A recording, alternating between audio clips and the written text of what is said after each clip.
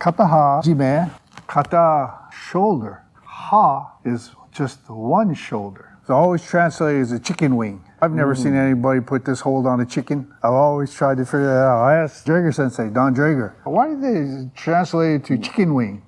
He says, oh, that's what Westerners know. So here, coming right around, okay? As I'm coming right around, this hand comes in, and I'm gonna hold so I have it, and then it's gonna come back, and it's gonna come right toward my nose. And then it's gonna go behind his head, push his head down, and as I turn, it goes in. This is simply the Kihon-no-kata, or the fundamental way of doing it. There's so many variations of it. This comes right under the arm, here, and then up, here, and then turn to finish the shime. This part here, people can get pretty simple, right? I have it. It's this hand here that causes a lot of people trouble because they come way down here, see? And then they go try to push it out. Well, it's really hard to do that. You don't have the strength to be able to push it out. If he raises his arm, you'll see how my hand migrates right through and it stays on the side, on his ribs. It goes on the side of the ribs. Then it doesn't try to push it out. What it does, it come here, see? And then from here, it comes right around the back. Short distance. Oh yeah, this looks really cool, doesn't it? That looks beautiful, right? It's like a ballet, but it won't work in combat. Here, see that? See? Here, comes right up and around. If you have short arms, it's very challenging. So you have to make modifications. And that's okay too. So I have short arms. This hand here, I can't get it so it goes around his head, right? But you watch. Here, see? I can put my fingers right in this collar. And I still turn and I still have it. Now what's happening is these fingers are assisting because you notice how it pinches in?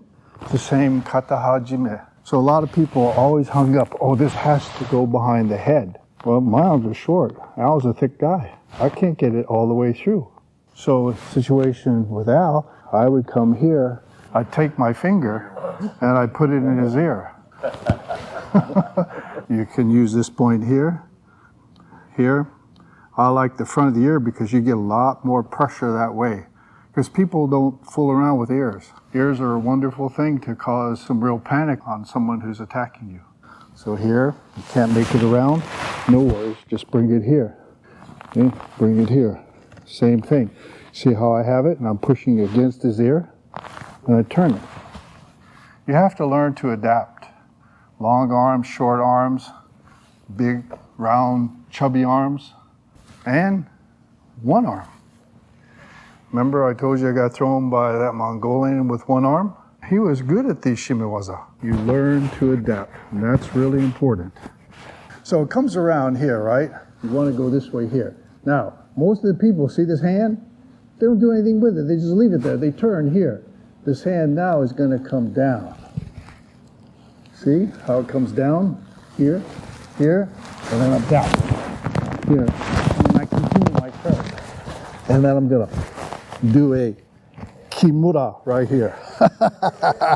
Most people think the udegarami is only here, but did you notice I had the udegarami on the forearm, this part here?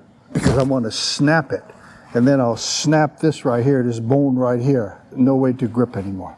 As I'm rolling over, I make sure that my armpit is closed because that holds the what you call the arm in there. That allows me to get the udegarami on the forearm. Okay. So I'm always thinking ahead. What can I do? I'll roll him over. Cool. That doesn't mean he's going to stop fighting. So I have to apply a follow-up, a kaishiwaza, if you will, a return technique. And that's the udegarami on that side. I'm a nage-waza guy. I love throwing techniques, but I also knew that in Shin Judo, modern judo, that there would be a lot of nage-waza. That's why I went to Kosen Judo School. You notice I don't teach it a lot. It's just like I don't teach Seoi Nage a lot.